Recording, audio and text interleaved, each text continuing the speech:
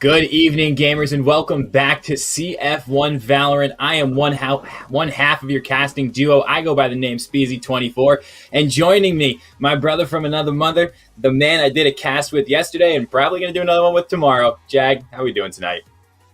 It is a good evening indeed. I am super excited for this game. Yeah, we had a lot of fun last night in the Limestone show match against Clemson, but tonight we're back to business here at Conference 1. This is one heck of a heavy hitter. Two teams that are undefeated in the Central region, and only one of them is going to be able to walk out with that W. It certainly is, and those teams we're talking about, Texas A&M playing the DePaul Blue Demons. I mean, take a look at these standings here. Both teams are 6-0, just dominating this group in the Central region. St. Louis Esports, unfortunately, yesterday falling to Texas A&M, so that's going to be their first loss of the season, and everyone else just trying to keep alive because, you know, Jag, as we've mentioned, there is two splits to CF1. The bottom four teams of each group will be relegated and won't be participating in the second round robin. Yeah, that is true, and that's going to happen after round 9, so only 2 weeks away. So, a lot of these teams already are basically secured, including DePaul and Texas A&M, regardless of what happens tonight. But we look at some of the teams that are lower in the standings, like UT Dallas. They're right on the precipice of being eliminated. UNA, SHC, OCU, we might not be seeing them in that second split. We're going to be taking a little bit of a trip over to our other part of the Central region just to see where they are at right now. I mean, look at this. Two undefeated teams there as well. I had to check the schedule to make sure they are not playing each other. They are not. So we could have 3 undefeated teams left standing overall throughout the Central region after tonight. But I mean, things are pretty close between some teams there as well. Wichita State just battling to stay out of that elimination possibility. Alabama Crimson, I mean, they're super close from being out of it. So that's going to be something to look out for in the next few weeks.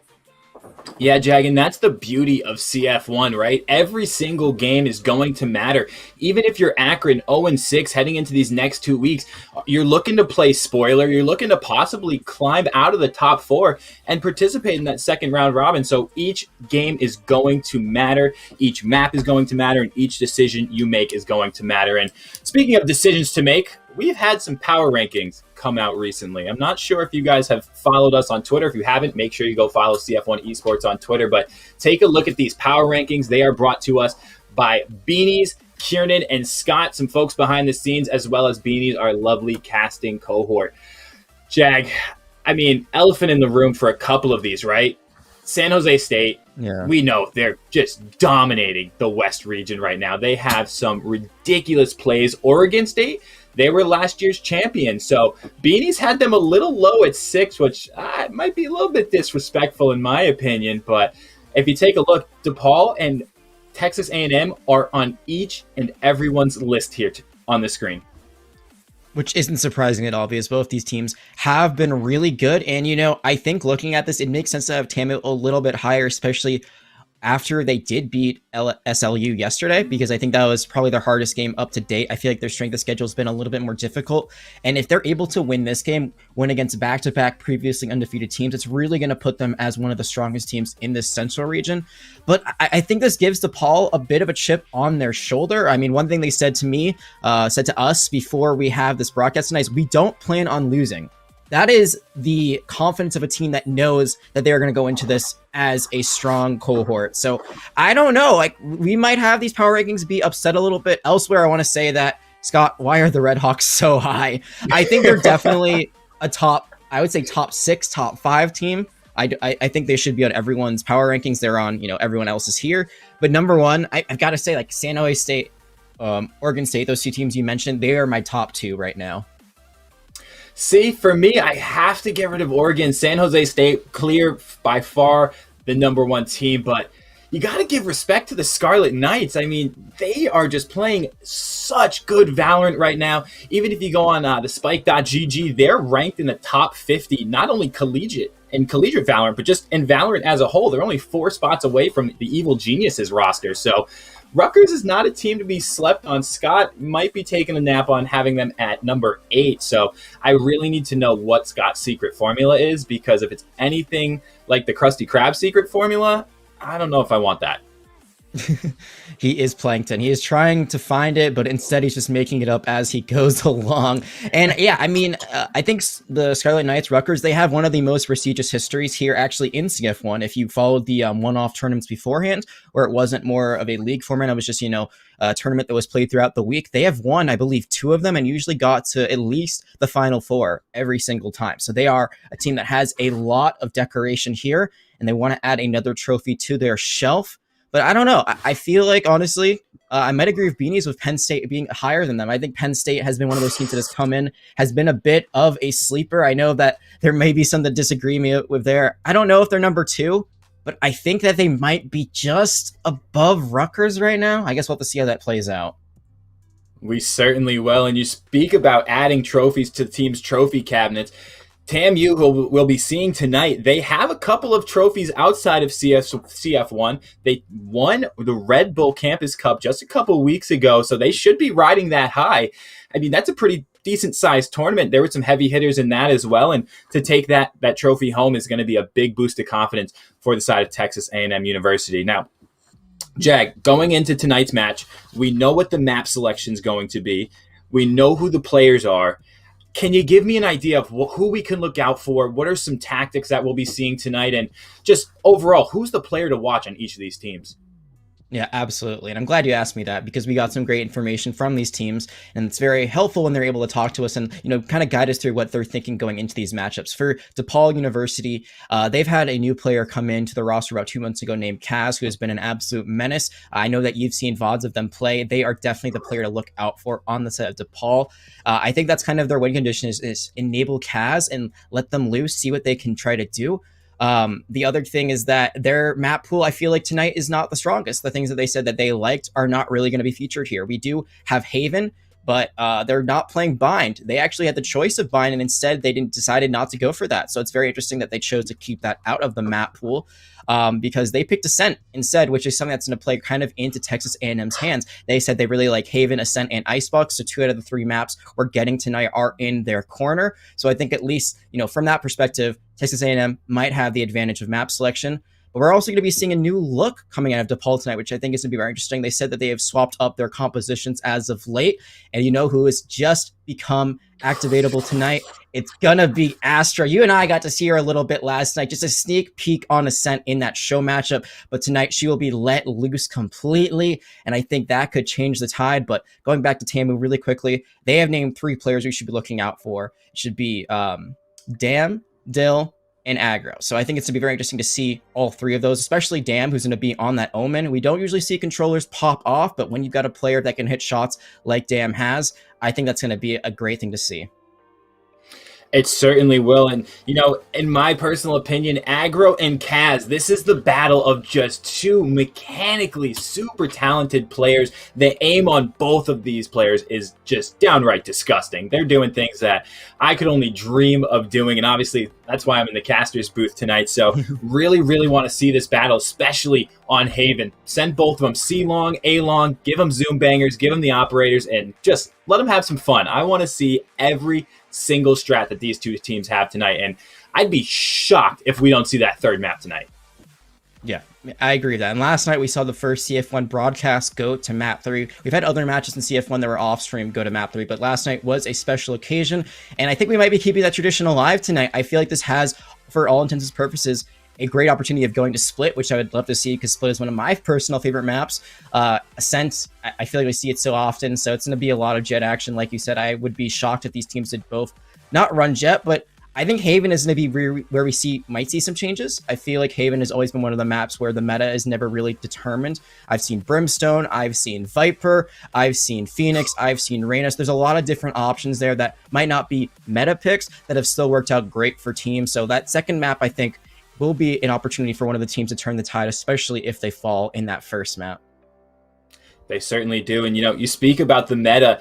If we're going to Split, I will be more than happy to step into one of these teams. I have a little bit of tech on Split. You break out if I can break out the Viper on Split, whichever team I'm playing for, 100%, we're getting the dub. I can tell you that right now. But, you know, we'll have to see. Hopefully, again, we do go to that map number 3 on Split. We're just getting the players loaded up into lobby here, so we should be getting this underway momentarily. But Jag, I mean, what else? Are there any other things that we can be looking for in the meta? I know there was a patch today. I don't think that's going to affect us too much. It was more so just some matchmaking changes. Or all you toxic people out there, if you're too toxic and get a chat ban, you can't play ranked in solo queue. So make sure we're keeping it positive. Toxic positivity, as I like to say. Encourage your teammates. But anything in terms of what we've seen from pro play trickling down now to some of these collegiate games? I mean, Radiant is a rank that most of these players have hit. So they're playing with a lot of these professional players and picking things up here and there. What do you think some of those things that they're picking up are? Well, going back to that update, the other thing I think that would be the most important, at least for gameplay, is the fact that you can now bind some abilities a little bit differently. But beyond that, like you said, there wasn't really any balance changes for characters. So nothing like that. Nothing's going to shift up the meta there. I think we might be seeing a bit more Cypher than Killjoy, honestly. I feel like Killjoy has always kind of been a substitute for Cypher in some compositions. I feel like a lot of the time Cypher has been more defensive oriented, so Killjoy gives you a bit more versatility, especially because her turret is a lot more helpful than tripwires depending on where you are in the map. But I feel like Cypher has just kind of been the name of the game as of late, even though he can be more of just a body as you go on to the attack. But I think that we're seeing that swap away from Killjoy. She'll still be played, I'm sure, but I think the teams that are really at the top of their game will be looking to just lock in the guy from Morocco a lot more.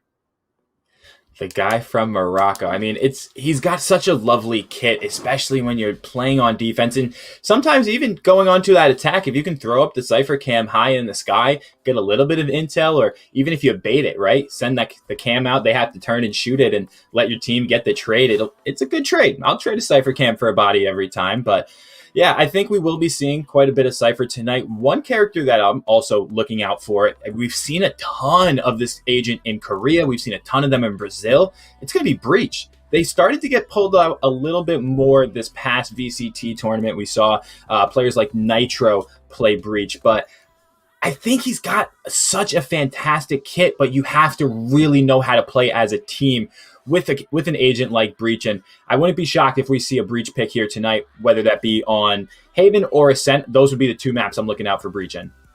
Yeah, absolutely. I think Ascent is probably the most likely. I think statistically that is the map Breach is most played when it comes to like tier 1, tier 2 team events. And I think Haven is still a possibility. I think it's less likely, but I think if we're going to see a breach at any point, it could be Ascent. Split, that could actually be an option for Breach. I don't think you see it very much anymore, especially with all the changes. But I mean, Breach is just the king of CC. You've got the stunt, you've got the flashes. His ultimate basically just completely uproots you from where you are and then stuns you once again. So I think that we could see it maybe as an approach to try to get onto A, if we do see that on Split at all. But I think most likely we'll see it on Haven, because being able to flash through the wall, just throw that in, is super helpful to enter a point.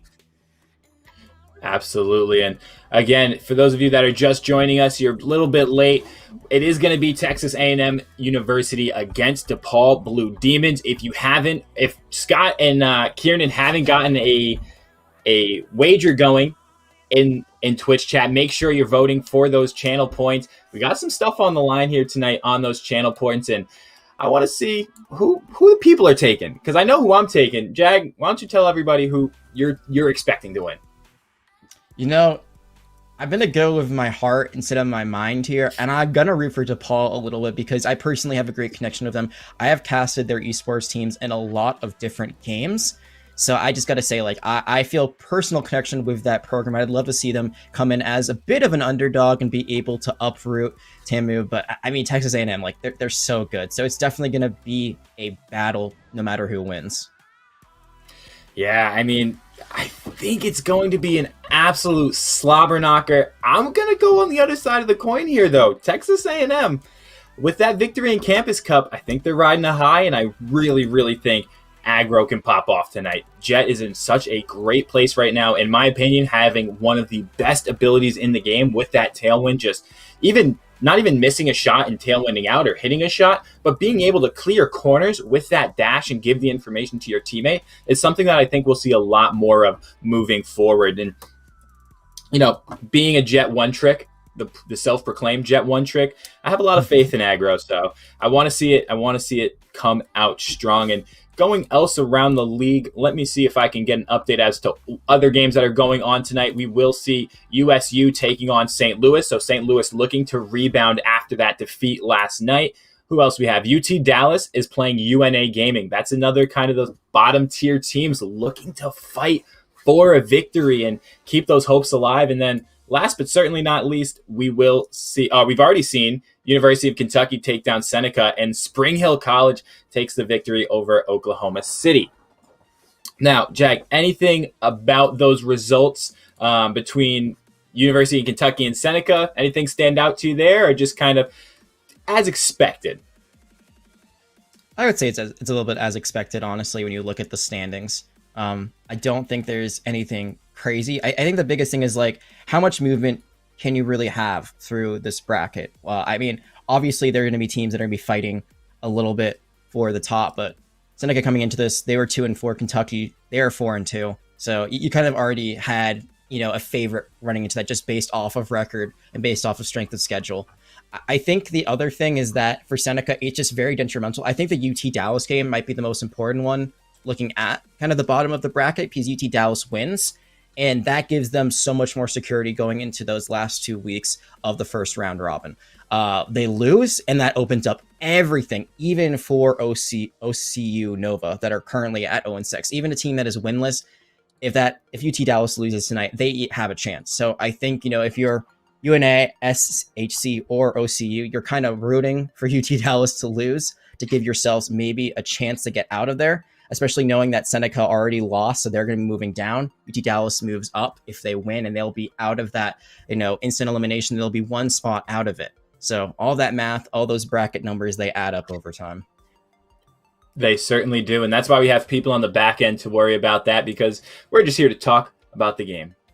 And, talking about the game, Valorant is in such a great spot right now, just in terms of professional play, collegiate play, and even just friendly play. I mean, we'll see this Thursday night. We'll have some friendly CF1 play. If you join us in the CF1 community Discord, you'll have the opportunity to play with some of the casters, play with some of the staff, and maybe even some of these collegiate players. I know I'm going to be there. Jag, you joining us on this fight night? I'm going to try my best. I might unfortunately have some other commitments when it comes to broadcasting, but regardless, everyone should go. It's a great time. The CF1 server is a very fun place to be. I'm pretty sure my face is in it with an emote, so just for that alone, you should be joining in on the fun. And I think we are ready to get this underway in just a moment, hopefully, is what we're being told right now by production. One thing I want to note is we talked a little bit about how good Texas A&M are outside of CF1, and I just want to run you some other great statistics about where they've done elsewhere, as I'm going to pull this up really quickly. They have gotten first place in a few other tournaments, including the AVGL Trials, as well as the UKY Invitational by Gen G. They were second in CVL. They were third in the AVGL Trials for non-collegiate, so they won the one that was only collegiate teams, but they did really well against non-collegiate tier 2 teams as well. So, they're coming in with this huge resume. DePaul, they're a bit of a newer squad. They've only been around for about 5 months. So we'll see, if it's going to be kind of this established, really great team versus a team that's also really great, but it's a bit newer. It certainly is. And as we get our way onto Agent Select, it's going to be DePaul on defense first on Haven. Going to be a bit interesting if Prime locks in this Yoru. I mean, we saw Yoru last night, Jack. I will be absolutely astonished if this gets locked in. Yeah, Yoru is not in a great place right now. There are a lot of duelists. I feel like duelist is the most populated role in the game, and I feel like everyone is better than Yoru, unfortunately, which is very sad considering that he is the newest one to be joining the roster.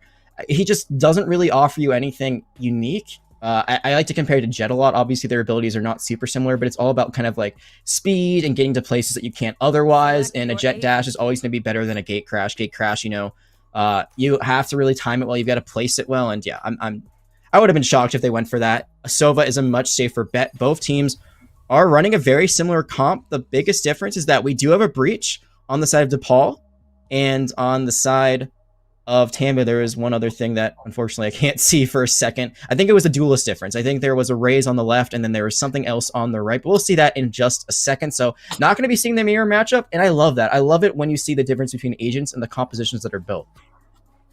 Yeah, and I think we can tell a lot by how these two teams play. I think the difference you were going to bring up there was Dill on this Phoenix. So Dill is going to look to play aggressive and just create space for the team. I mean, that's the only flash, unless you include Paranoia. That's not the cheapest flash, but Curveball and Paranoia on the side of Texas A&M. And if you're DePaul, we're going to have Breach, who has 3 flashbangs, which feel like they last forever, and they have the Paranoia as well. So we will see a bit of a difference when it comes to flash and interconnectivity play, I guess you could say. But Bam Gravity is going to have to make all the difference on this race. Creating space with those blast packs is going to be the name of the game. And as we get loaded up, we are here ready to go. Texas A&M versus DePaul Blue Demons. This is going to be a show, so let's hold tight. Yeah, absolutely. Just the pistol round, but it looks like they're going to be trying to go towards A. This is usually the rotation at the very beginning, but they're going for a split push. You usually don't see this. Usually you see them walk in through long altogether or through short. This time they're going to be taking different angles, which makes me think they want to clear out every possible corner, nook, and cranny in this end. DePaul, they're going to have to completely clear out from the point for just a moment. And look at where they're planting the spike right now. This is a very interesting angle. They're going to have a great sightline if they hold on a long, but that's very dangerous to peek it if you're the last one alive. It certainly is, and DePaul already having to play the retake a bit early in this one as Dam's going to take down Kaz on that lurk through heaven. They looked prepared for that. No one was even worried about it. Trades coming through. Texas A&M taking the winning half of this, and they're going to win out on those trades. A triple kill for Illy, and that's huge momentum swing to get that first round under your belt. Ease you into the game a bit. And who was the first person that was taken out? It was Kaz, the carry for DePaul. So they lose their best player early on. That Jet is completely off the board, and from there, the retake cannot happen. I mean, I don't blame them for clearing the site out completely. There's only one person left on it for DePaul, but I think maybe at that point, try to take heaven, try to get some sort of angle instead of everyone trying to funnel through the exact same spot from the spawn side. Try to maybe have a rotation, because that ended very, very quickly. It certainly did, and we're going to have contact here early as Sova battle goes in the way of Texas A&M. That site, Spike's going to get planted. I'd be willing to guarantee you it's going to go down in the same spot. Oh, just a bit of a missed updraft there as Aggro's living up to their name, getting super aggressive. Helms takes down the lurk, but do they know there's another player there? That's going to be Kaz. Kaz looking to get this frag, and the timing's just ever missed, and Kaz is left up a creek without a paddle. This round is going in the way of TAMU. No ifs, ands, or buts. Kaz, though, able to take down a frag, do some economic damage, but look at this. This is a straight-up swarm from Texas A&M, just running, gunning, and destroying Kaz. Aggro with a 3K. 2 rounds for Texas A&M, 2 3Ks from different players. And there you saw a little bit of the value of the Cypher on attack. I mean, yeah, you mentioned earlier the camera is great to try to get out some utility or try to find someone out. But if you plant your tripwires well, once the enemy team on defense goes for the retake, you completely catch out people going for those big flanks. There, it's not the biggest thing in the world because your Cypher does die, and everyone knew where Kaz was anyway, regardless. It does catch them out, and now Kaz, just like the rest of the team, can buy. So we'll see how this bonus round goes for DePaul. So far, they have not really gotten much. I mean, the first round was completely flawless, and the second round could have been flawless. Yeah, this is the same strat 3 times in a row. That we've seen. I mean, it's got to be one of those things where it's like, surely they won't do this again. They can't do it again. And look at it. The site has been taken within 5 seconds of the round starting. I mean, this is just a blistering pace from Texas A&M. And now I would argue that the weapon advantage is in their favor, right? They have these Spectres. They have a couple of Sheriffs. And in a fight like this, you're going to want a close quarters weapon. There's not going to be too many long angles or long sight lines to take this down. I mean, Texas A&M is primed and poised to take their bonus round. Kaz on the lurk. They know this one is coming. Checks the corner. Not going to find anything. Oh, but are they going to check one more? Ghosty gets stunned up big time as Kaz does eventually fall to Dam. Dill's going to take down Ghosty, and Prime finds the Sova battle. I mean, this is just a massacre so far from Texas A&M. Rushing down a site. Jag, if they do this again, I will be shocked. You don't want to put anything up for, as a bet there? Really make it interesting. I did that with Steidel, and I owed him a Celestial fan knife for Valorant, so I'm a little broke at the moment. My stimmy hasn't hit yet, and even if it did, I might subscribe to CF1 Esports on Twitch, so... Ooh, good shout out there. I like that plug. But yeah, I mean, you were completely right. The gun advantage was technically in favor of DePaul because they had the bonus round they were able to buy fully while Texas A&M is saved. But it's just this rotation has been so good, and it's good that you're not a betting man because they're going to do it again. But look at what DePaul's doing. Everyone is on B. Why are they on B? Great shot from Prime to take down Aggro. Another one from takes down Dam. And Prime started this round with just a Sheriff. Gonna pick up a Vandal if I'm not mistaken. Were they able to grab the one off of the dead body of Aggro? I'm not too sure. But that's that situation that we said, right? How many times can you get away with running these same exact strat? And I love the rotation that they made easily. Barcode gonna take down Bam Gravity, and Blitzbolt takes down Barcode. Helms lost in the sauce as Kaz is going to get the first round on the board for the DePaul Blue Demons, and that's a thrifty round. So the economy is now kind of in a decent spot for both of these. Here we see the shots. Look at this. Prime, one tap.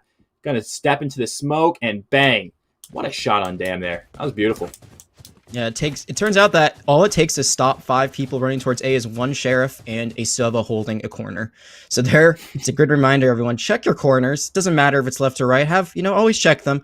And it looks like we might actually see a swap out from the strat of running A. Every time you see there are still a few people A, but the spike currently is towards C, and that's maybe not the best position to be because Kaz is now being very aggressive. They're trying to play just like their counterpart Aggro and play as such, but they're going to back out of that. So this is interesting. Now that Texas A&M have been stopped for the first time, they are playing a bit more patiently, which is surprising because even though you lose that round in a thrifty fashion, you still can buy here, and you've got 3 ultimates right now, especially the Hunter's Fury, which is going to be really useful. If you plant that spike, you can stop a diffuse from coming out. Yeah, and I have to question the decision-making from Kaz right there. You had so much control of C long and then just backed off.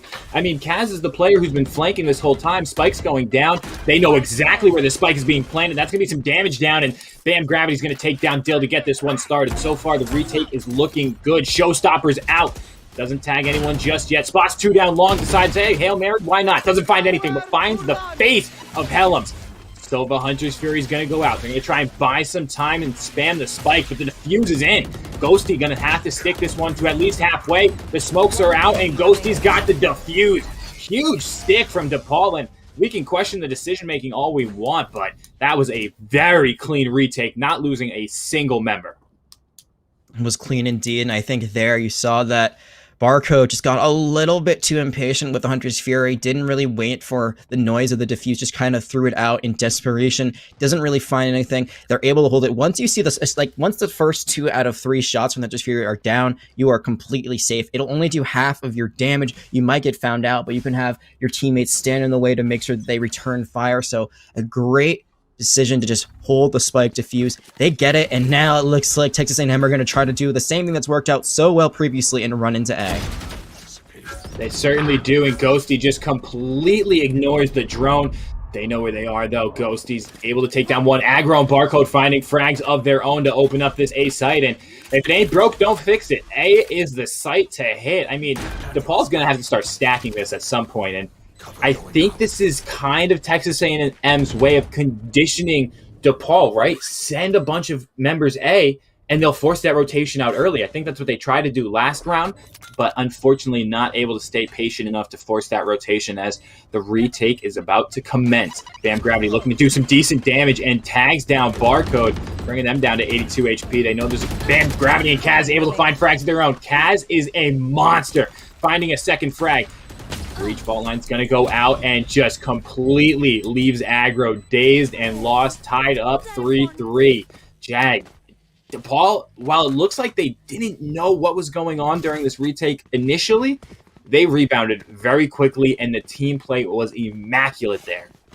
Yeah, they took high ground. They took heaven, which I think is a really important thing to do there. Bam Gravity with that Raze is able to do so much damage. She throws out her paint shells. She throws out the blast pack. Just so much explosive damage that comes out. And while everyone's looking at heaven, you just have Kaz run in and do their usual thing. It's hard for DePaul to stack A because they don't have a controller who can really do that. They don't have a Killjoy. They don't have a Cypher. They don't have one of those more defensive turned agents. So they're just kind of risking it with their Sova and their Omen for the time being, which is very risky, but you know, they've been able to tie things up, so who am I to say anything about it? But right now, Blitzbolt's gonna be left alone on being the spike's already been planted. Yeah, and a quick spike plant that is. They don't have full site control, however. It's planted for window, run it back, but it's gonna get popped by Dill. And this is just a shooting gallery. I mean, players looking to find shots everywhere as Ghosty's gonna take down that run it back, and the spike is starting to get sticked thanks to in part by some smokes from the jet, so not gonna last forever. Dill able to take down one. Barcode takes down another. Kaz left on site, gonna leave the breach to defend it, and Kaz, oh, he stuck that to get the win with the ball, the cojones on Kaz right there to stick. What was that? It was a good call once again. It was risky, but it worked out. It was a great play there by Texas A&M to start off that round. They just run it to B, they plan it, but they don't clear it. I think that was the biggest thing. They had to clear out the point before they just planted the spike. Blitzbolt was there the entire time. They absorbed that damage that was meant for Kaz, and if Kaz was the last person standing, they would have certainly died before that round had ended in their favor. But they do stay alive. They get the operator, and now DePaul, after being down 0-3 early on, have taken the lead. Yeah, and Kaz with this zoom banger trying to make it work. Can they get anything done? This is a hefty investment. In last round, if I'm not mistaken, it was going to be in the hands of the Sova. So changing it up a bit. That's always something that you want to do on this operator. As Bam Gravity is going to start to get first contact here in Garage's aggro, trying to create some space. Little do they know, Bam Gravity is around the corner, but Caster's Curse going to back off a bit and play a bit more passive. They might be trying to go B again. You see they're rotating into Courtyard. They might try to clear out Garage first. They're going to throw the drone out there, but it does look like a B push. And now that they've killed Ghosty, that might be just a bait. Yeah, it looks like they're actually just going to make noise, get that default pick, and then immediately go back to A. So Kaz clears out the point. They think it's going to be B. This is a great rotation by Texas A&M. They're just being a little bit slow right now. I mean, they're being patient, and I respect that. They want to make sure that the smoke is on to A heaven. But Kaz now might actually have a chance to re-enter, but they missed the one tap. Yeah, missing that shot from Kaz is huge. That could have given them at least an even score line, 4-4 in terms of agents, and this is going to be a difficult one. Bam Gravity, all eyes are on them. Can they do something on this lurk? Bam, as the fault line's, or excuse me, Aftershock's going to go out, see if they can tag someone. They're ready for this lurk from Bam Gravity as Damn takes them down. Prime, though, dropping from Heaven's going to take down Helms in that hell position. Barcode takes out Prime, and a huge flash from Blitzbolt makes this all the more winnable. Can Blitzbolt get it done? Going to get peeked and tries to stick, but Dill says, no, get your hands caught in the pickle jar. Is that a saying, right? It's not the cookie jar, it's the pickle jar.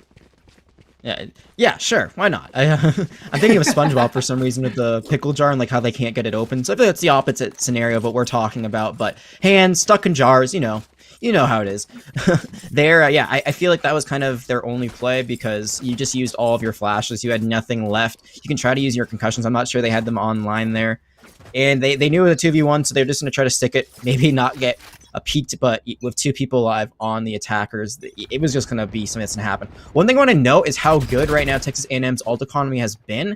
I mean, they have barely used anything, and they are still tied up. So they have a lot to use here. They've gotten a run it back. They've gotten Hunter's Fury back. So, speak of it, and there it is. There is going to be the run it back being used and immediately destroyed, but they are using their ultimates very efficiently. They're getting back very quickly.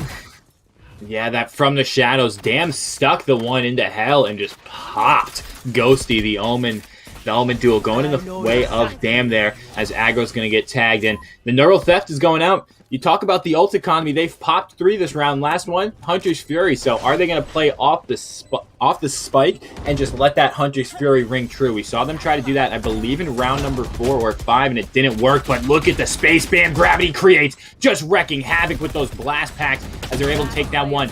Damn, though, tries to flood the waters, finds a 3K. Aggro cleans it up and plays Janitor. 5-4 on Texas A&M. And Jack, we have to commend the strategic minds right now of Texas A&M. They are showing us everything. We've seen fake smokes on B into an A hit. We haven't seen them hit A long just yet, but we are seeing the full gamut right now, and they're showing us why they deserve to be in the top 5 of CF1. And what's crazy about all their strategies is that it's usually just go ALOL at the very end of the day. Obviously, we have seen them plant it elsewhere, but it has been a majority of the time going towards A. It looks like they've gone back to that. But yeah, I mean, getting a default pick, fake smoking, those are all things that are very strategic. It's very interesting to see, how their IGL works, and I'd love to get some more information about that if they win later in the interview and kind of how they make those calls on the fly. But they have just been able to, rebound after giving up, I believe 4 rounds in a row, giving up a lead. Now they've bounced back into the lead. Their ult economy, they didn't have to use a lot of ultimates that last time. They had to use 3. They only had 1 left, but I think it's the most important one for retake, or to stop a retake from happening. They have Hunter's Fury, which can shut down that DPUs, but last time we saw it did not work out for them, and that was on C. So as they move on to A, there are players on A for the defenders, but they're only on A short, and they're immediately going to get a trade, but I don't know if this Bucky's going to be enough. It is going to get 2. And that's a free weapon for Ghosty as Aggro takes down Prime. Ghosty stuck down short. Can they get something done here? Gonna pick up this Vandal. 26 HP, but from the shadows is available. Opting not to use it just yet. There is 1 smoke and a paranoia, so we will see something, but Aggro takes down Ghosty, and that just makes the retake even harder to do it without any util. No smokes, no problem, says Blitzbolt, as the Tremor's going to go out, stun one up, and Peaks finds Aggro. 2v2 situation. Both players looking to pincer in, one coming from Heaven. That's going to be Bam Gravity. Do they have the blast packs? Yes, they do. Does not matter. He's got a bucket, drops, doesn't find one, as Dill takes down both players, staying strong on that A site. TAMU secures himself at least a tied half. And the Bucky is a ridiculous gun. It's so overpowered for how cheap it is. But the one condition to that is you have to hit your shot. You have to hit the first shot. You miss the first shot, you're almost guaranteed to lose a gunfight every single time there. The blast pack, we've seen it a few times. They try to, kind of jump out, kind of catch everyone by surprise. But once your partner in crime is caught out, you're the only person left for DePaul. All eyes are going to be on you. Even if you get that 1 kill, I think you get traded out immediately. So the Bucky does not work out. But for DePaul, they get to buy once again. Their ult economy is looking the best it has in a while. They have 3. And I think here you have to try to use the Rolling Thunder in combination with a showstopper. Yeah, and the spread right now from Texas A&M shows us that they're looking to play for picks, but not going their way as one member is going to fall. That's their smokes. That just became a lot harder to take a sight. Bam, Gravity finds one, finds two, taking down Aggro with the wall bang. Going to re-up on those paint cans and do a little bit of damage onto Barcode there. Not enough to kind of deter the garage push, but does just enough, give him a little tickle. So with that being said, we have 4 ultimates online for DePaul. I'm curious to see how far away Kaz is from that Blade Storm, but Blitzbolt tucked in C sight here. Barcode, are you going to push this? Try and get the spike down, get a little bit of extra credits in your pocket. Looks like they have 4,100 currently, so they will be sitting pretty, able to afford a buy next round. If they're holding on to these weapons, they can drop over to this other team. I think, you know, Jag, that's going to have to be the call. Save up, but I don't think that's what they're going to say. Now they're going to try to push in. It is now a 4v2, but they haven't heard it out. They are being CC'd all across the board, and they might have the spike, but they don't have their lives. There, I think just getting out is a good call. I mean, you get 1 kill. It's actually not the raise, which was pretty surprising to me.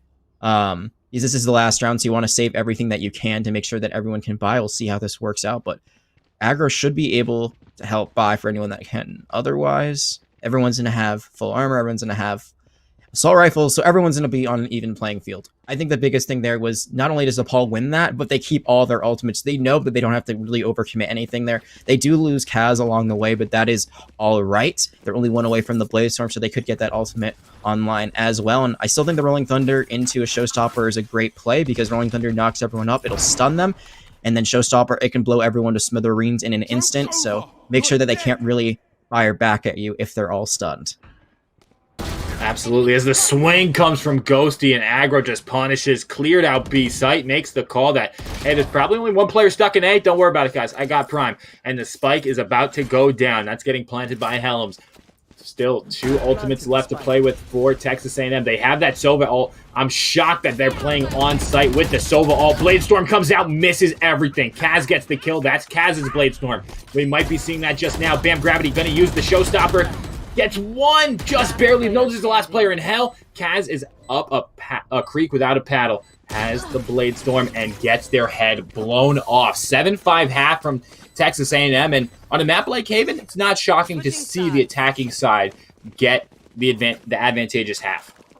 Yeah, absolutely. It's the only map I would say that is attacker side in the entire game. 3 points just makes it so much harder for the defenders to go, put people on all of them. I was going to say defend, but that just sounded so cheesy. But overall, it's not bad for DePaul, honestly. It's very, very close. It was almost 6-6, which should have been a tie going into the halftime. But, just, 2 rounds down, that is definitely something you can come back from. We'll see how they play it here. I think there, though, it was just an amazing rotation from Aggro. You usually don't expect them to be running all the way through B, then through the defender side to get to A. So there they take a huge risk. It gets all of the reward. And that because of that, they're going to have a little bit of a lead. But we'll see if they can hold on to it. It's going to be the pistol round once again. And Prime's breaking out the frenzy. Yes, they are. And, you talked about it, right? The 7-5 half, it's nothing to kind of write home about. All DePaul has to do, win the pistol, and then win the bye next round, which I'm assuming they'll do if they have the complete and utmost confidence in themselves, as that recon dart's going to clear sight. Not spot out anyone just yet, and DePaul is on site. Kaz going to smoke off back here, so get the spike planted. It's still not down yet, as a trap wire is popped, and here it is. Spike is planted. The retake is initiated. Here we go. TAMU, show us what you've got on your defense. The offense was clean, and Helms gets us started early with a pop onto Kaz. Bam, gonna find 1 on the Prime. Bam Gravity takes down Aggro, and TAMU Helms takes down Bam Gravity. So Blitzbolt and Ghosty left in a 4v2 situation. Dill's defusing, hops off just for a hot second, and I mean, Jag, we saw this strat come in earlier. Just stick the dang thing after the smokes come in and you're good it. So TAMU gonna take this pistol round and take Blitzbolt out with them. Helm's gonna get a 3K, and I might be remembering this incorrectly, but I believe they might have been the same one that got a 3K on that first pistol round. It might have been Barcode. I don't particularly remember, but regardless, 3Ks have been kind of the name of the game for Texas A&M in these early rounds so far. There's going to be another one, and there for DePaul, I mean, Kaz, you have to play a bit more patiently there. You just blind peek out into the defender spawn side and immediately get clapped by 2 different people. The rest of your team falls around you, and you might have people playing long, and that's really smart when you have long-range weapons, but you can't really play all the way down C long when only you have classics, frenzies, and ghosts. I mean, maybe a sheriff will have that kind of range, but classic, I mean, the spread on it is incredibly bad for you. It certainly is. And look at the space being taken by aggro. Kaz thought they were kind of keen to it, but not going to be the case, as Barcode here still holding down this garage position. The B execute looks like it's about to come in, and Texas A&M look like they are ready for this. Are they going to spot one player? Yes, they are. So that's going to be a bit of information there gained by DePaul. But as we say that, Kaz jumping straight onto B site. Spike's getting initiated. It's time to go to work clearing out the A and C links as aggro takes down Prime from window. We talked about the space they were taking on A long, and it paid off in spades for them. Barcode looking to get out of this, might win a 2v1, does win a 2v1, back-to-back headshots, and that's going to be the round for Texas A&M. We talked about how it would be totally fine for DePaul if they won that pistol round, but now things are starting to get a little bit dicey once again. I think this is the greatest lead that either team has had thus far, 4 rounds. Before Texas A&M had 3 rounds at one point. Look at that. Just backs up. That's so scary when you're trying to go for your recon bolt and you throw it, because once you have that ability up, you're completely vulnerable. You can't shoot for a few seconds. Ends up running away, taking the low ground. Barely has an angle at their head, and still finds the spray transfer. That was just an incredible play from the Silva. Yeah, and I mean, they both were from a headshot position on the enemy, so quality shots right there coming out from Barcode. Looking to do it again here, as they are going to go for the bonus round. Texas A&M, they're not upgrading those weapons. I think they only picked up the one gun that was dropped from DePaul, but Kaz and company looking to make their way down C long. This is going to be a quick C height. Spectres in tow for Texas A&M. Retake coming in. And look at the space again on the minimap. Look at aggro just clearing their way through the back of site. They might even run into Prime here. Contact's going to be made, and Prime's going to fall. That's going to be a very, very bad sign for DePaul, as that's a free Vandal handed over to the side of Texas A&M. 3 players in the garage position. Paranoia goes out, going to take down one. Bam, Gravity, and Kaz doing their best back-to-back. Bad boys, what you going to do? Well, I'll tell him what he's going to do. He's going to get a 2K on Bam, Gravity, and Blitzbolt. Kaz, though, 2K of their own. Make it a 3K. And Ghosty's there on cleanup duty to give DePaul the first round of their second half.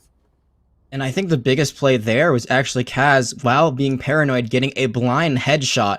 Sometimes it's better to be lucky than good. And yeah, I think we're going to see it right here. Paranoid. Just, how do you hit that? That's just that's so good. That's so clean. That was a big kill to open it up. Like you said, they were actually down because there was a interesting rotation, interesting up flank attempt by Prime. I don't think that usually you want to be sending your Sova on those big flanks. I think maybe you'd want Bam, Gravity, or someone else that's a duelist to kind of go for that, but they don't pay for it in the end. But aggro has this operator. They've been there a second sooner. They could have maybe gotten 2 or 3 kills off of one shot with the collateral, but they do not. And now we might see an A take.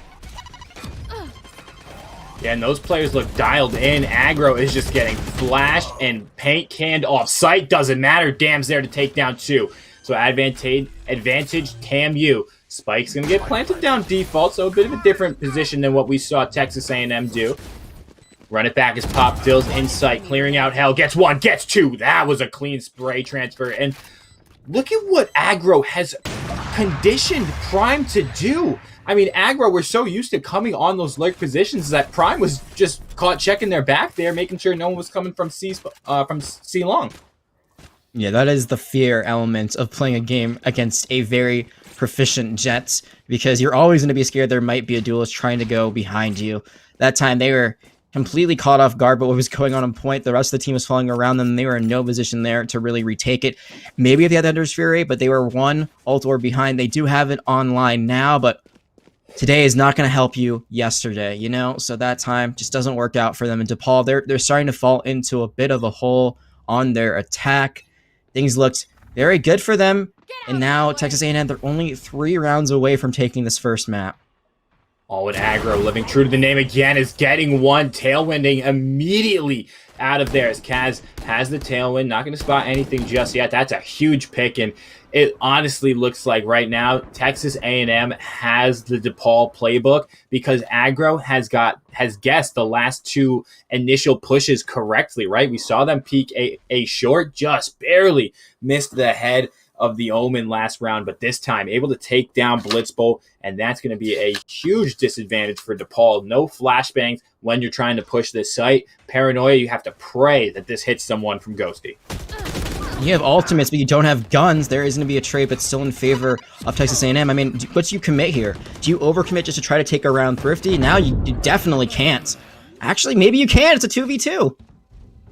Yeah, Sheriff and Bulldog going to be... Oh, and they faked the spike plant. I think they're going to push a site.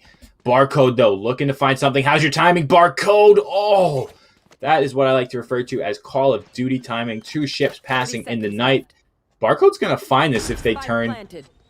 Oh my goodness. The timing from both of these teams is just unfortunate as Barcode's going to take down Ghosty. Bam, Gravity less alone, and Barcode does it again. Scans it, checks it out, and we're going to round number 18.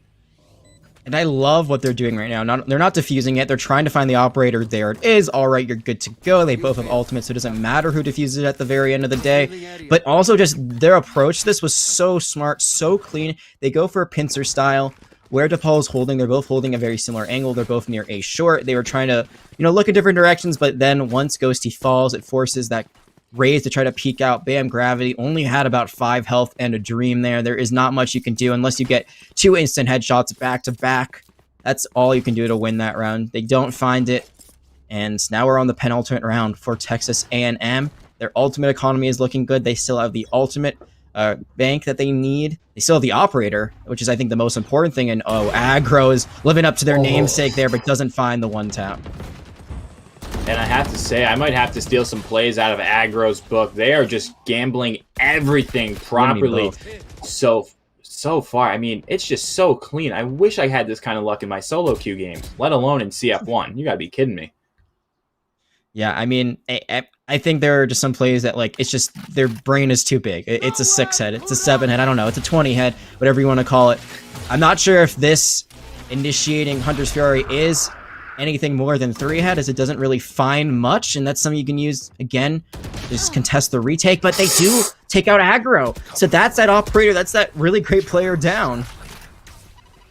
Yeah, and I like the counter smoke here from Texas A&M. We know the B hit's coming in. Once you see those smokes that go A link, C link, you know it's going to be a B hit, right? As Barcode takes down one, and what a shot from Bam Gravity, stopping the Hunter's Fury. Helm's going to get some timing here. Takes down Prime through the wall, 3v2. There is a run it back available. As I say that, Blitzbolt's going to take down Dam, so no smokes available for this retake.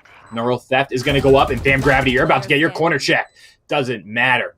Still, what a shot through the wall.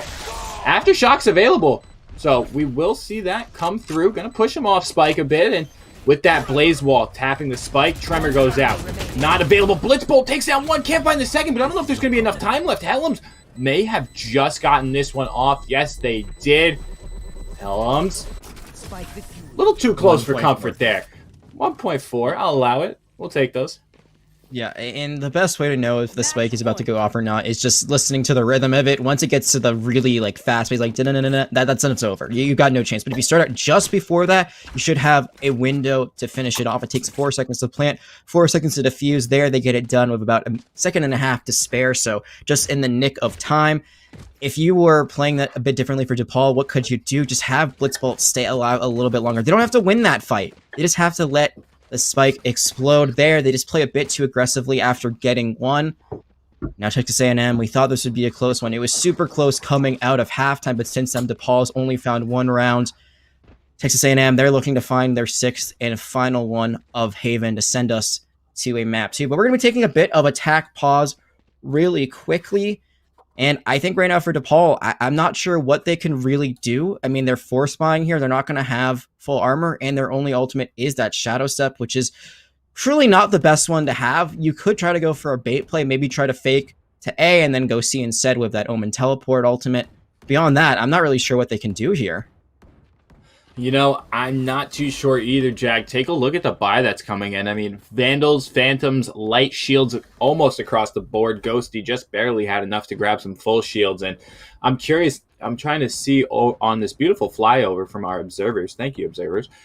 Everyone has every ability that you can purchase. So only one ultimate going to be available for in the entire round. That's going to be Ghosty with the From the Shadows. So hopefully they can use that to reposition.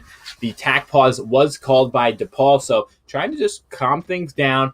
You have to be like a goldfish. Just forget the last round. Keep going until the next one. And then take it round by round. As we get back into this, Dam's going to be on the operator duty this time. And Dam, don't think they're as lucky as aggro is. No one pushing this just yet, but they are going to fight for that orb. Blitzbolt going to get the stun, lands onto 2 players, and now they're starting to do a little recon mission towards Garage is DePaul.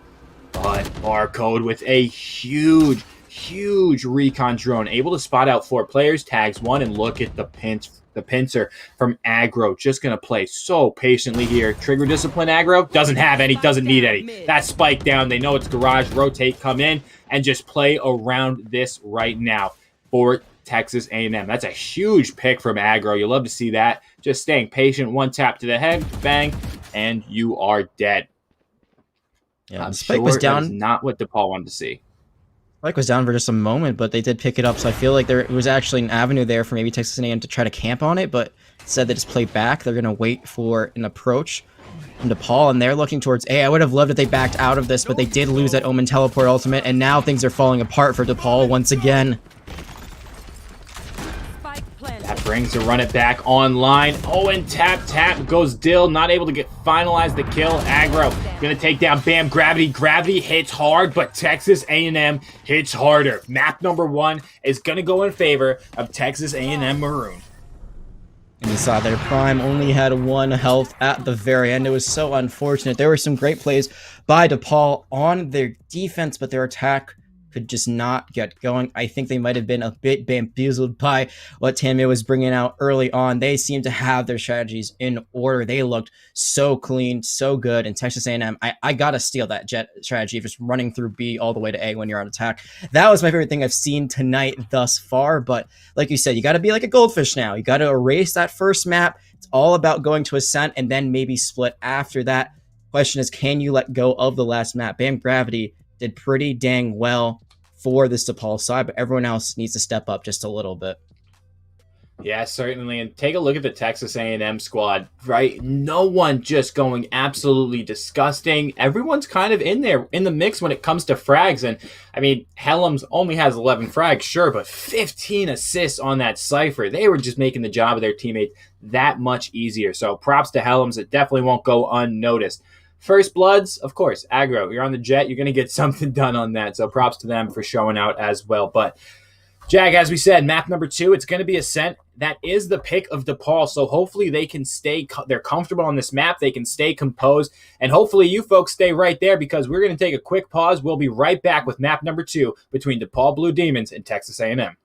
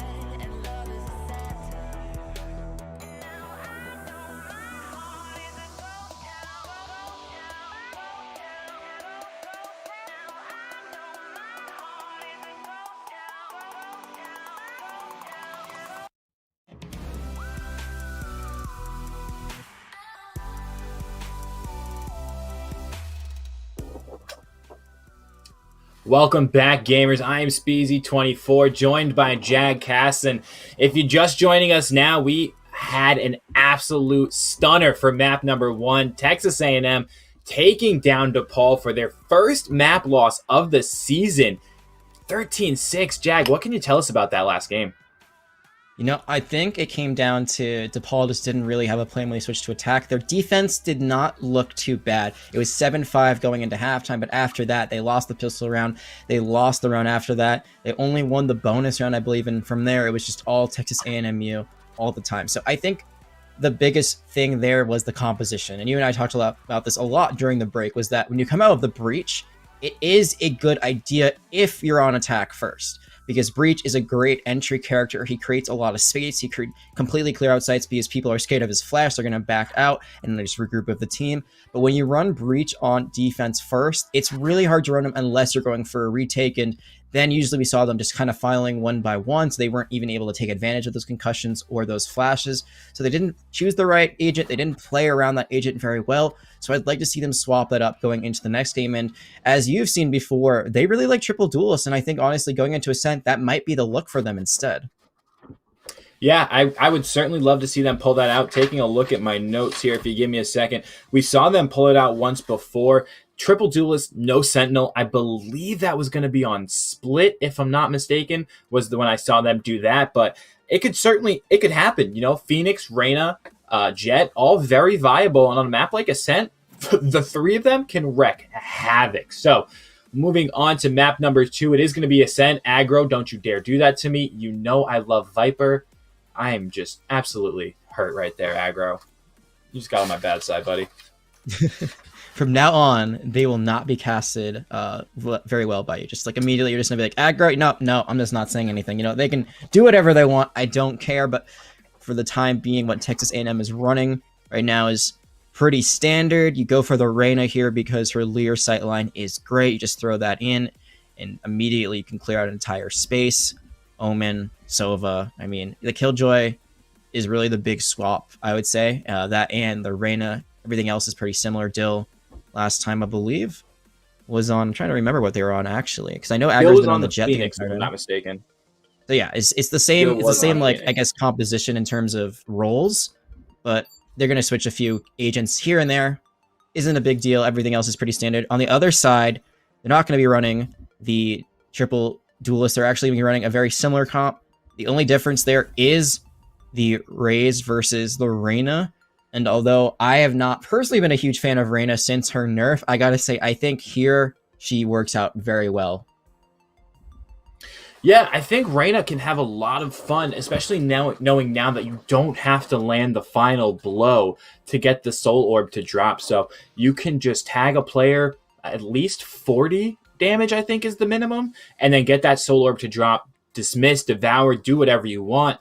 In the pistol, she is busted. We all know that. Mm-hmm. If you're just joining us and you've never played Valorant before and you need to, go play Reyna, play a pistol round, get 1 kill. Get 1 assist is all you have to do. Overheal, and then it's basically GG.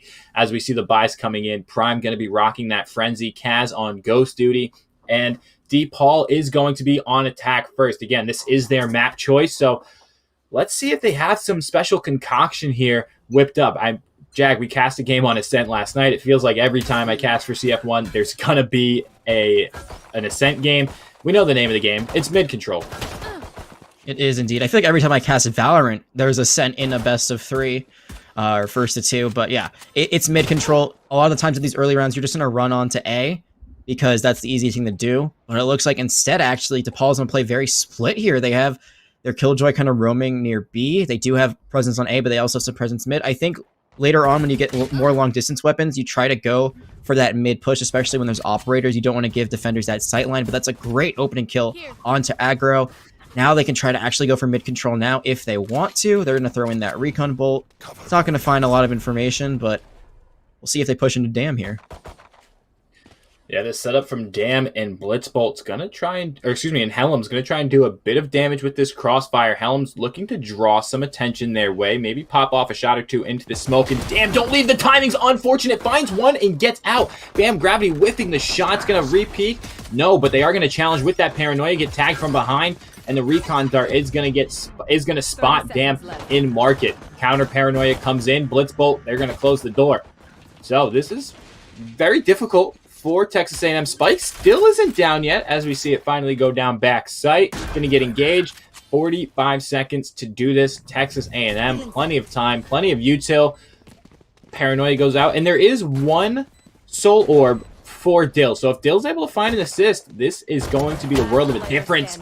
Dill finds one, Dam finds the other. Prime with that frenzy, not able to go burr this round, and Dill is going to find the final frag, a 3K for them. And Jag, we talked about it, right? This Reyna is able to just dominate pistols, and Dill giving us a prime example of how to do that right there. Yeah, absolutely. She just goes on to point by herself. Her teammates, they're going to chase the Omen, who's trying to play all the way at the back of the point. Like you said, she still had one soul orb online. That's all she needed. The Lear did not find a lot of value, but it didn't matter. It just let them kind of walk on up the way they wanted to. And I think the biggest thing there for DePaul is it was a great entry. I mean, they got the first kill. They were able to default the way they wanted to, but they don't plant the spike quick enough. You were surprised by it. I was surprised, but I was like, why didn't it go down right away? They had point presence for a while. They closed the door to market. They had everything going the way they wanted it to, but just timing was not on their side. And now neither are the guns, and Aggro could have had a lot more there, but they wanted to stay alive. Yeah, smart play from Aggro to just get out of dodge there. Dill is going to look to play close contact, hopefully get some damage, and if they're able to stay patient, they certainly will. Omen smokes are covering currently A main as well as that door in tree room. Rotations from Texas A&M haven't really come through, and I give them credit for that. We've seen DePaul a number of times start to push a site early and then rotate off, so Texas A&M staying true to their initial game plan and holding sites. I will be shocked if we don't see the lurk coming out of Dam on that Omen. Just getting into the backside, into the back lines of DePaul. As we say that, some more smokes going down. Helm's looking for the go button. Gets one, does Dill on that Reyna. They have Soul Orb. They had the Devour and the Dismiss. Not able to get it off in time as Bam Gravity left alone. Looking like me at middle school dances. Just by themselves. All the work to do in the world. And Dam, again, shutting them down. Grabs the Sheriff. Picking up a Spectre. It can't hurt. Gonna have take at least 2 weapons into this next round for Texas A&M. Yeah, I mean, if you're going to lose that round, that's not too bad for DePaul because you actually do force some members of Texas A&M to buy. We've seen that Texas A&M, they can win even when they have the lesser firepower, but this time around, they're not going to have full Spectres like they've had previously.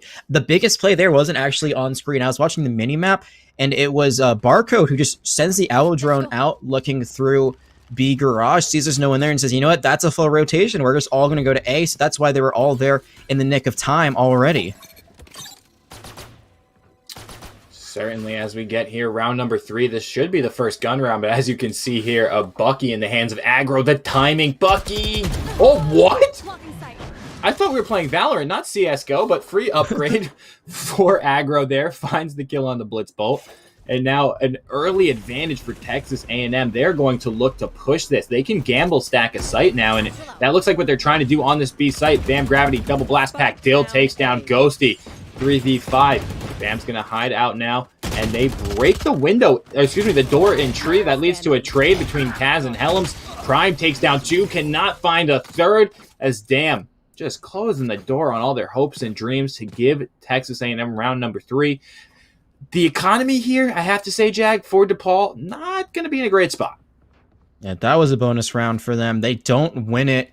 We've seen this exact same thing from Texas A&M before, where they win the round they're not supposed to, then they lose the next round. This is actually the exact same start we had on Haven. It was 3-0 at the beginning, and then DePaul wins in a thrifty fashion, so I wouldn't count DePaul out of this just yet. They do have ultimates as well. I think especially just going for a showstopper here could be very high value. It's an ultimate that's very, boom or bust, so just throw it out there, create space, maybe try to find a kill or 2 with it as well. Don't hold on to it for too long, you might never really find a great chance to use it. And the timing from Aggro again, finding one, doing significant damage. to the Jet counterpart as Kaz pops that Blade Storm. Doesn't matter. Dill's going to take down Ghosty. Spikes down A main. I feel like DePaul, as I say that, Dam's going to take down Blitzbolt. They know where they are thanks to that recon dart. Dam does not care if you know where they are. They don't give a damn if you will. As Aggro is just going to run this one down. He's not going to knife him. Oh, Aggro, you dirty, dirty man. Apologize. Shift, enter, sorry in all chat right now, Aggro. That was the biggest flex I think I've ever seen in a Valorant match. Just dashes into them. We have the cloud smoke. Then he gets the knife kill right in the face. And one thing that was really important to note about that is that the Blaze Storm was actually committed from Kaz there, which I think was a big misplay. They used it after I think they'd fallen pretty weak already. They just had nothing else really to use there, so they tried to go for it. Doesn't find value. And now Texas A&M is finding themselves in a great lead. And now Helms is going to go for the Ares. They're going to be just trying to mow down someone going through B garage, but there's no one to be found there. So for the time being, it'll stay a 5v. But I love this play. You always see it here. You have to exactly just spray and pray. Maybe you'll find something, and it's actually going to let Aggro get in with their own Blade Storm, and they're going to find a kill off of it. They're going to find two kills off of it. No, Aggro, stop it. Find 3. Can they find if Aggro gets the ace after knifing someone? Oh, so help Twitch chat. That will be the most toxic moment. Aggro is just running it down. Fight 4. Oh, and Bam Gravity brings them back down to earth. Not able to secure the 5K, but Aggro is feeling it right now. This is the biggest heat check of a round if I've ever seen one. The limit testing that Texas A&M is doing, I mean, this just proves to me that they deserve to be in the top 5. Bam Gravity, though, trying to do their best to keep DePaul there. Only has 6 bullets left in the gun. Gonna have to reload, and Spike is still down A main, so they're going to have a lot of work to do. As Dill's peeking out of that smoke, they know they know the pincer is coming in. Doesn't matter. Helms shutting it down. Can we get a replay of that? I hate to ask observers because that's a lot, but wow, Aggro just destroying with that Blade Storm. We'll see if we get our wishes, and we will. Yeah, just use the Ares to get in, gets 1, gets 2. The third from downtown resets the ultimate, and it's such a shame that they couldn't get the full ace at the very end because Bam Gravity said, I'm going to shut this down. Does get 4K, though, at the very end of the day. And right now, if you're DePaul, you're reeling. And this is a matchup that you and I and a few others were, saying that this could be the Central Championship region matchup later on. DePaul, they're finding themselves in a bit of a hole, and I think part of that is the map selection. They said that they actually prefer Bind over Ascent, yet they are the ones that chose this map. We thought maybe they got an Astra strat they want to break out. We have not seen Astra at all, and we have not seen a round win from them at all either. Yeah, and we haven't seen Prime hit that Hunter's Fury yet, but Aggro coming in from the flank, living again true to their name, just playing super aggressive. Bolt's going to be stocked up here right outside this door. I believe they have a judge, or am I making that up? It looks like a judge through the wall. Dill looking to get some tags on some people. 5v4. They do have the Empress, so this is going to be huge from from Dill as we go out. Barcode and Helm's able to get frags. There's 2 left in hell, and it's Ghosty to find 1. He spots the second player. Knows there's 1 bullet left in this gun. This has to be a 1-tap. Oh, and damn. Has plenty of time to defuse. Ghosty looked like they tried to pick up a different weapon, but wasn't able to get the job done. And Jag, I have to ask you the question. Should DePaul call attack pause right now? I mean, they only have, I believe, 1 left, so it's risky, right? Because if you use your last one, then you don't have it for a disconnect or anything like that. You could try to create some breathing room from yourself and maybe try to, get a reset, try to figure out what you're going into. Because right now, Texas A&M, they have won every round thus far. They're guaranteed at least a draw. They're only 1 away from an advantage once again. You definitely need something to reset yourself. I think what you need right now is a round when you've got the lockdown, and I think that could be a really great win condition. Just sit up on point early, then use it to clear it out when they try to go for a retake, try to go for a defuse, and then see if you can win out from there. But right now, I mean, there's a lockdown on the other side, so we could see dueling lockdowns go up on top of each other, and I just love how that looks in the sky. It certainly does look good, but what looks better is Bam Gravity finding that frag onto TAMU Dill. Aggro, though, taking down Prime. Ghosty takes down Aggro. So trades are coming out left, right, and center. A couple of them, as I like to refer to them, GameStop trades, where things don't necessarily work out in your advantage. We're going to see a teleport here onto B site, Ghosty was already there. Dam's read that playbook before. He was not fooled by the fake TP. Yeah, read the whole book. Read the I'm trying to remember like what the notes section is like online that you'd use when you didn't study for a test Spark when you had to notes. read it for class. Spark notes. I read the Spark notes, read everything there, but Helms did not read their own material taken out by their counterpart. So now this is actually very, very good for DePaul because they still have that lockdown.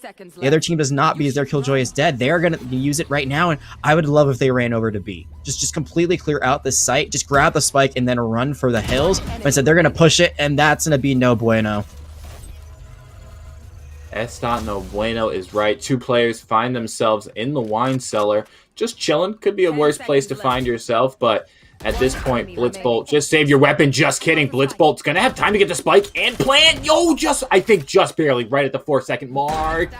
Oh my gosh. I need to slow that down because I think there was 0.05 seconds when that spike got planted. Blitzbolt, almost full HP. Damn, is the only thing I can say after that shot. That was a beauty of a one-tap onto Blitzbolt right there.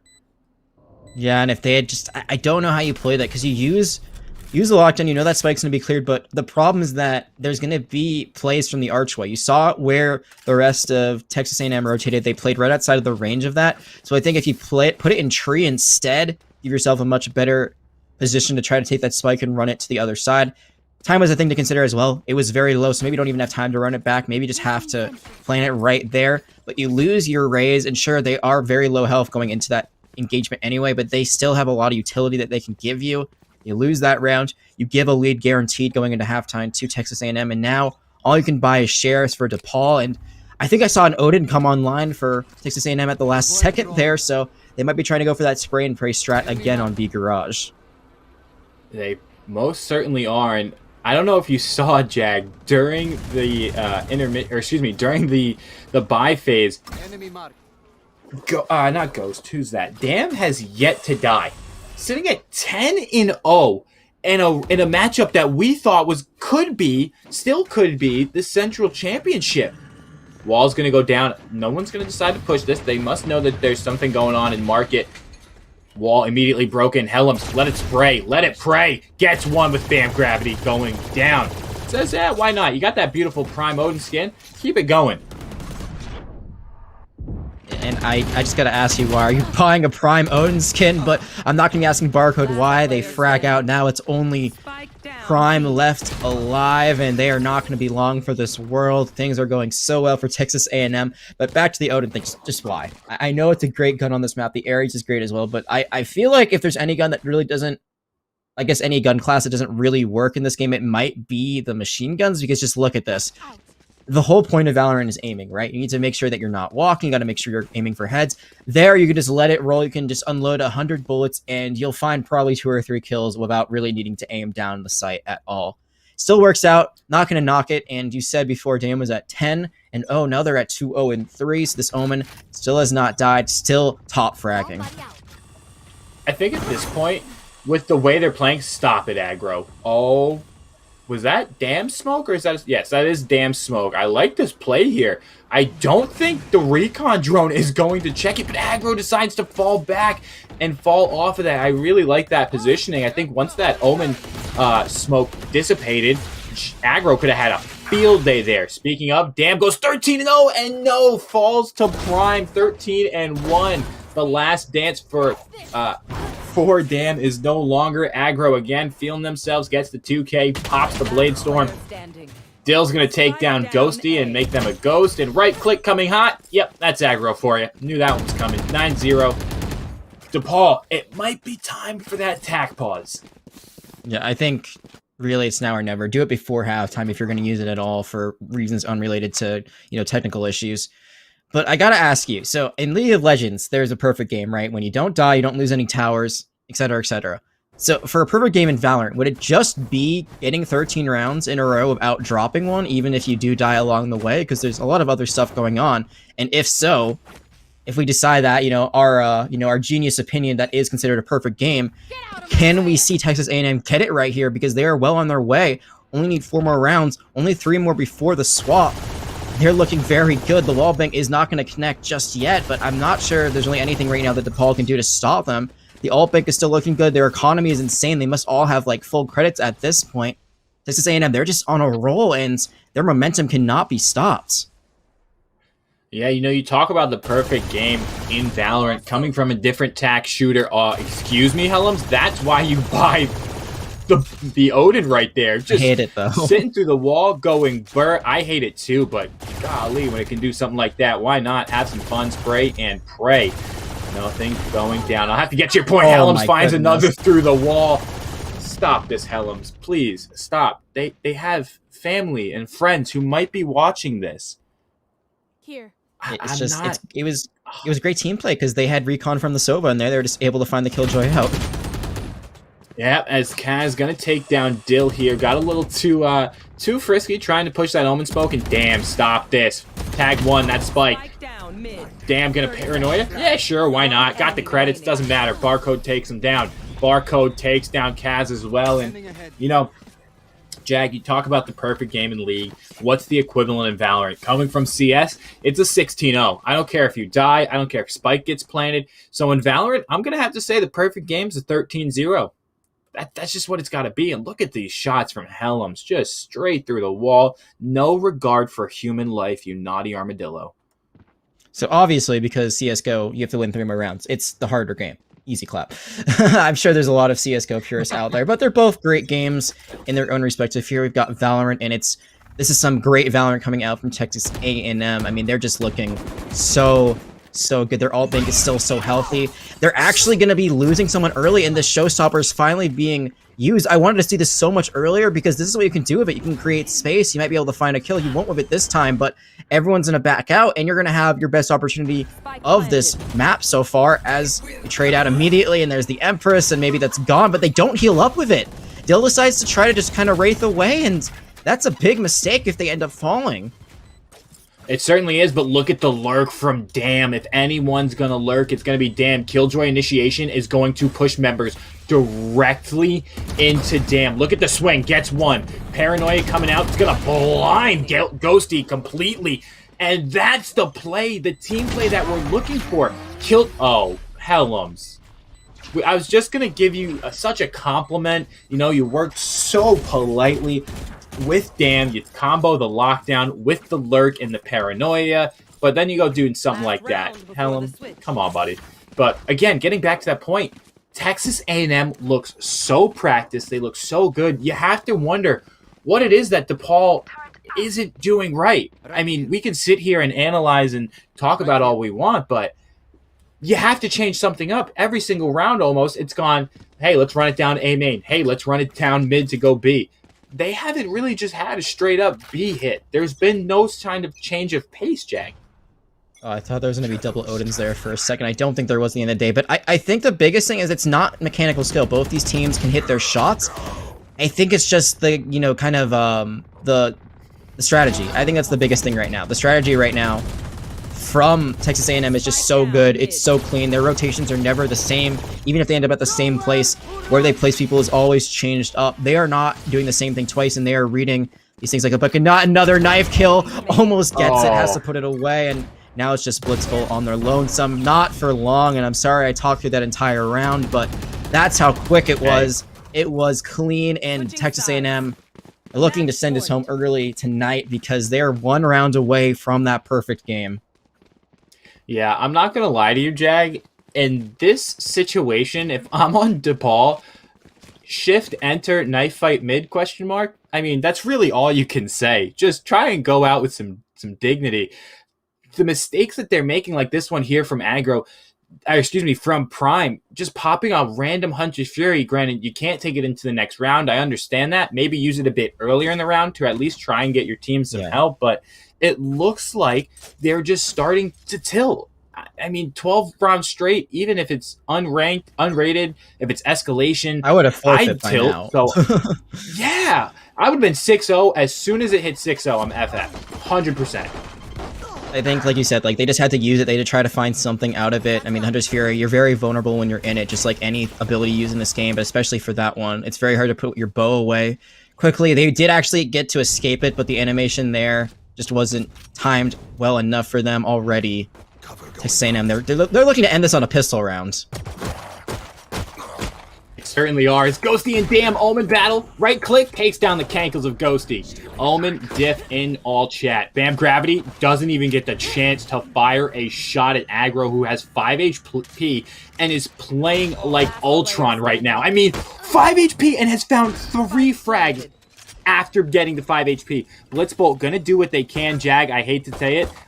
I know this might be the caster's curse, but this is a 13-0 for Texas A&M. 1000%. If it's not, I'll buy you a skin.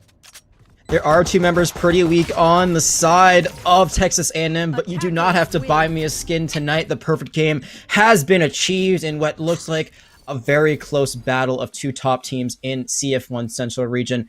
On Haven, halfway through, ended up going all the way to one side by the end of it. It was, I think you look at the halfway point of Haven, it was 7-5, right? And then from there, I'm doing the math, it was 19-1 between 2 maps. That is how decisively one-sided it ended up being by the end. Texas A&M. I think our power ranking guys, they might have to go look at their ideas for those formulas and maybe recalculate to see where Texas A&M ends up after a performance like this. Absolutely. And, we talked at the top, you talked at the top of the show about how DePaul, we talked to them earlier, and they said they don't plan on losing this game. I don't think they were planning on running into a Texas team this dialed in. They're built different in Texas, is all I can say. I mean, everything's bigger in Texas. Aggro's got 2 GGs in his name. That's bigger in Texas. When someone's doing something like that, it just becomes so difficult to stop. So props to Texas A&M. They take this one convincingly. I mean, 19-1, that's just downright dirty. So we're going to head to a quick commercial break, but when we come back, we will be meeting with one of the players from Texas A&M. Please let it be Dammer Aggro. Please let it be Dammer Aggro, and we will see you guys shortly. Stick around.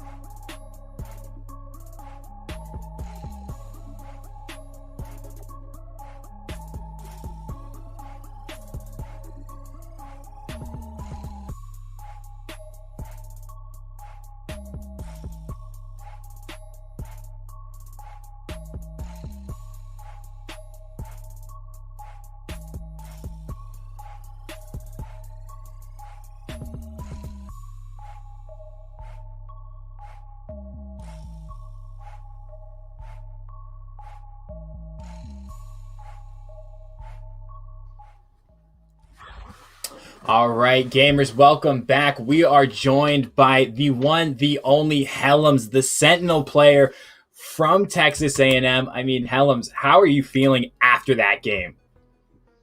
Feeling incredible, man. Just came out on firing on all cylinders that second map, and just happy that we were able to get it done, especially in that 13-0 fashion. Absolutely, a dominating performance. And map number one, we saw you guys go to Haven. That was your map choice. And we saw you guys do something a bit interesting, a bit unorthodox on your attacking side. You hit I think it was like 7 out of the 12 rounds, might have even been 8. What was the thought process going into that? Is that just something you guys have been practicing, or did you notice a hole in DePaul's defense on that site?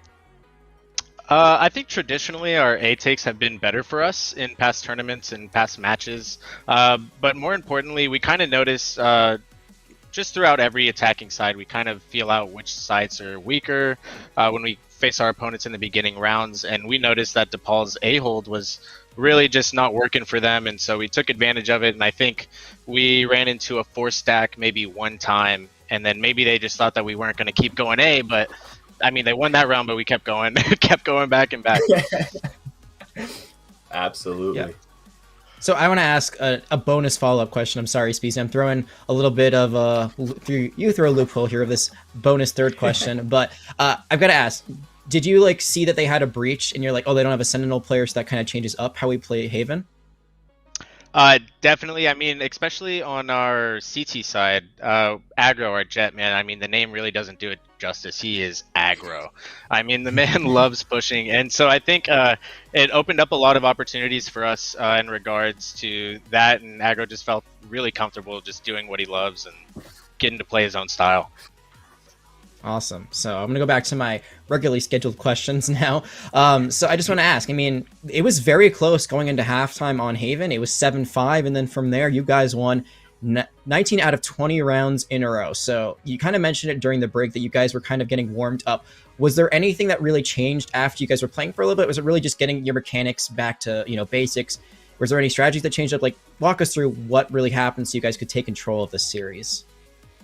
Yeah, again, I think it was just us starting slow, but I really also, it was just kind of us feeling out what they exactly do on their CT side. Like I said, this is a team that we have never played. We've never seen one of their matches, so we just really had to get a basic understanding of what they did on CT. And then after that, we were able to just formulate some plays and just kind of know exactly what we needed to do to win some rounds.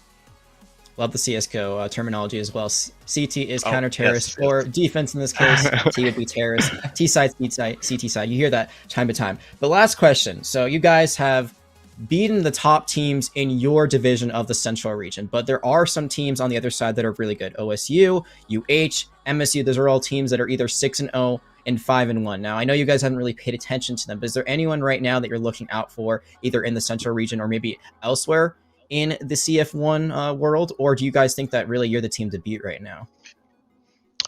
No doubt, I think we're the team to beat. I'm very confident in the team that we have, and I love all of our players. I think especially right now we're really in form, and everyone's just kind of firing on all cylinders. But a couple of the teams on the other side that we haven't seen much of is Oregon State and Michigan State.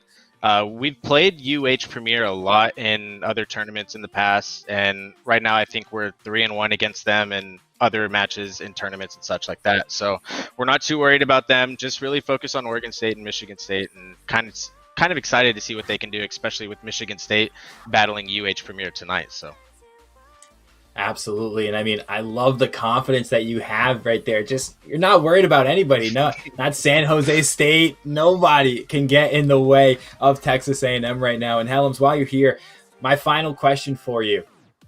What's it like playing with aggro? Because we saw them just do some absolutely downright disgusting things. I mean, dashing at a player that has their knife out. Here's the replay, because I'm sure you didn't see it. Does he calm this? Like, guys, I'm going for the knife 100%. I'm so much better. Like, what is the comms like after that kind of play? No, I mean, it's just we're all hype about it in chat. I mean, we're at this point, I mean, it sucks to say, but we're just used to it. I mean, the guy just pops off on a normal basis. Like, we're so thankful for the Jet that we have, and he's an amazing player and always opens up sites for us like that. Great player. Absolutely. So props to Aggro and congrats to the rest of you and the squad at Texas A&M. Before we leave you, Helms, anyone you want to give a shout out to, get some shameless plugs in. You see the Twitter handle on the bottom of your screen right there. What do you got to say for yourself, Helms? I would definitely want to shout out the whole team's Twitches. We got aggro underscore. We've got Dam, which is Dam Goat.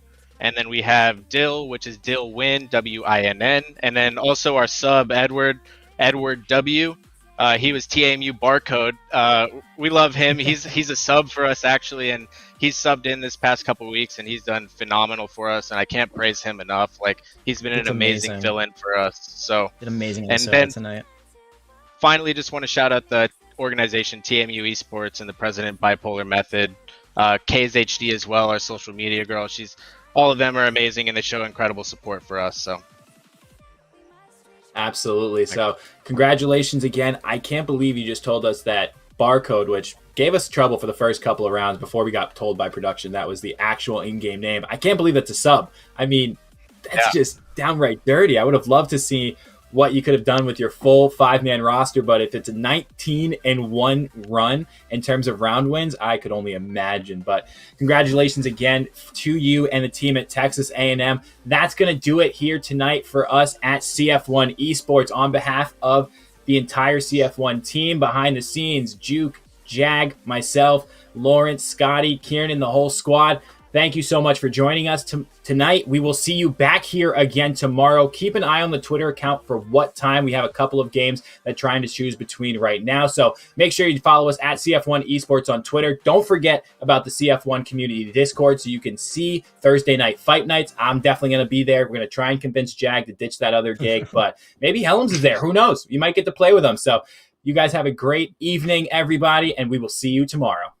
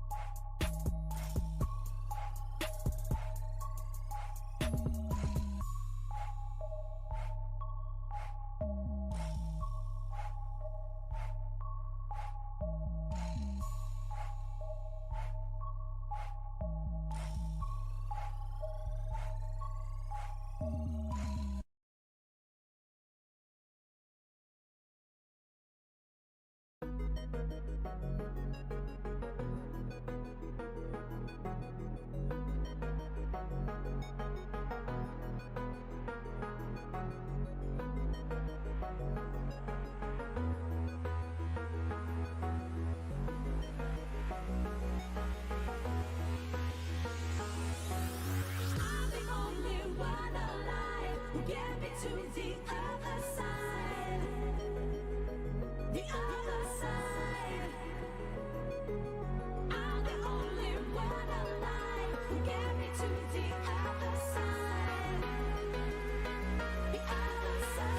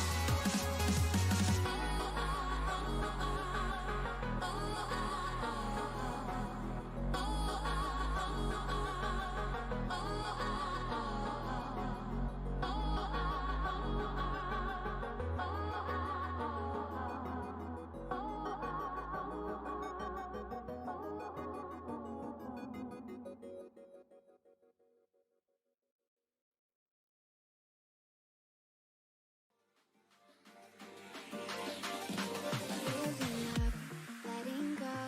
Times we might feel compelled. Looking down from the heights that we have built all by ourselves. And there is fear of the unknown, but we cannot lose control. When we feel like the world is against us, we're trying to find ourselves without the defining words. We can no longer hold on to what only makes us hurt. We cannot sink into the dark. The vertigo is getting sharp. There's something greater than ourselves that we must reach for.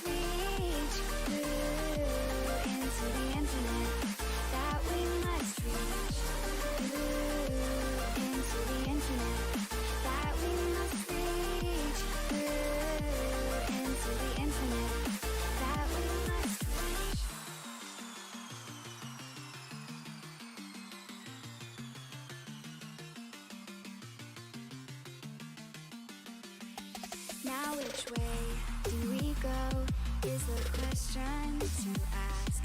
There are so many choices that it's hard not to look past. What is real and what is fake, and the risk we have to take. Will we know what is throwing off our balance? We're trying to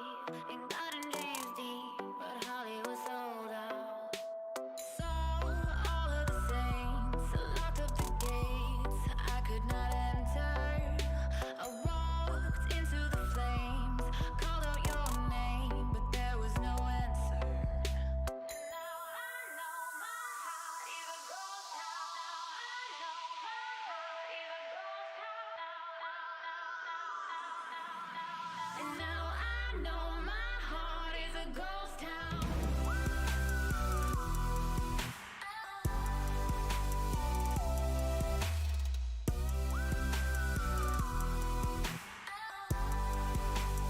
Heart is a ghost town.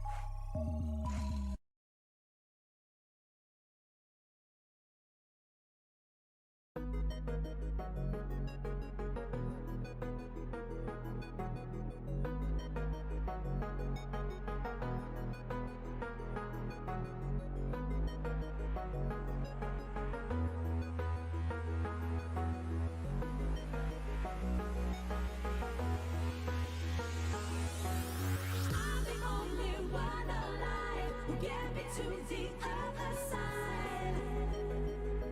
The other side.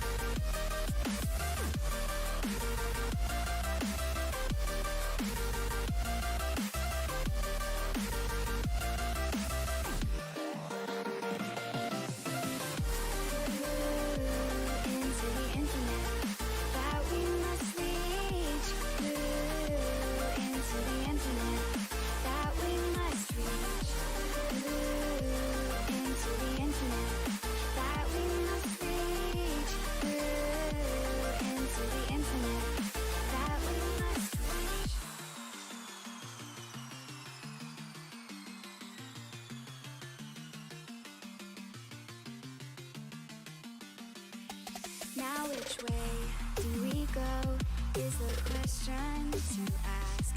There are so many choices that it's hard not to look past. What is real and what is fake, and the risk we have to take. Will we love what is throwing up our balance? We're trying to find ourselves without the defining words.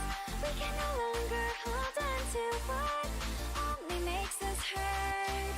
We cannot sink into the dark. The vertigo is getting sharp. There's something greater than ourselves that we must reach for.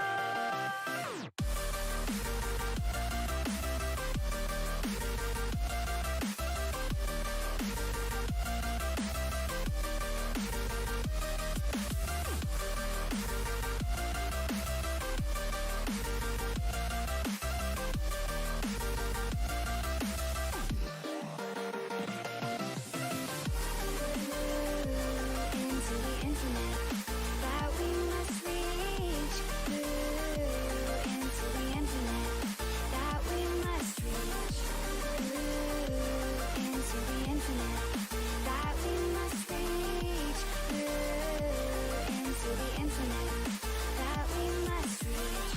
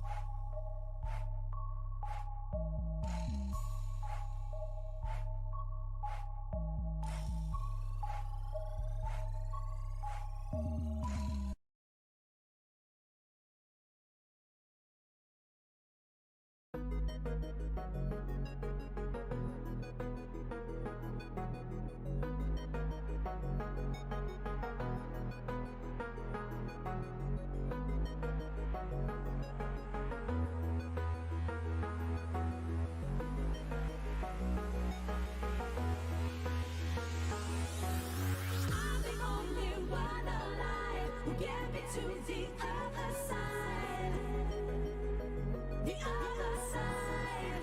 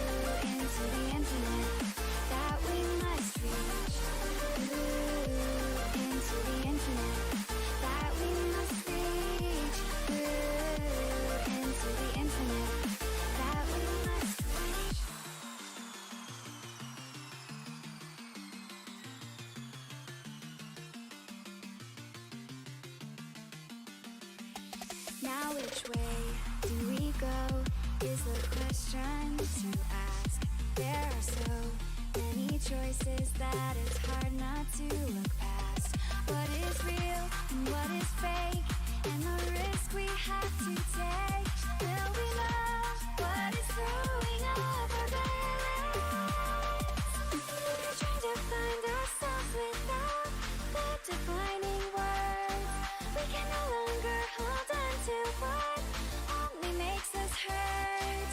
We cannot sink into the dark. The vertigo is getting sharp. There's something greater than ourselves that we must reach for.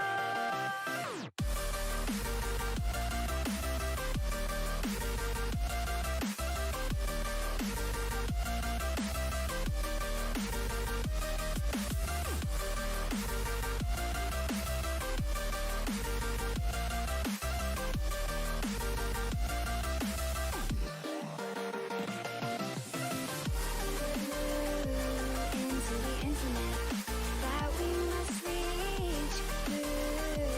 Into the infinite that we must reach. Into the infinite that we must reach. Into the infinite that we must reach.